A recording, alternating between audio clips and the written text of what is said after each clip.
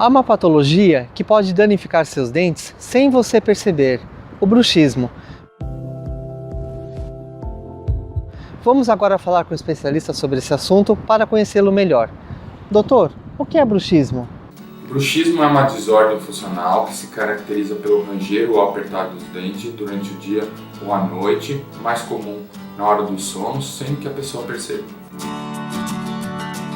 Ainda não se sabe completamente qual é a causa do bruxismo. Se acredita que são razões físicas ou psicológicas, mas sabemos que os fatores que aumentam o risco de bruxismo são ansiedade, estresse, raiva, frustrações, pessoas hiperativas e competitivas.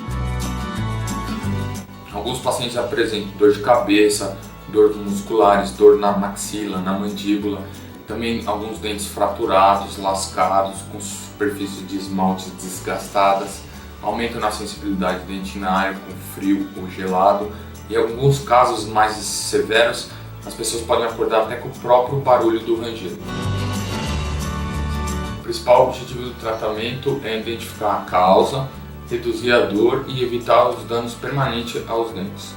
Um tipo de tratamento alternativo também é o uso de placa, para deixar o maxilar numa posição mais confortável e evitar os desgastes dos dentes.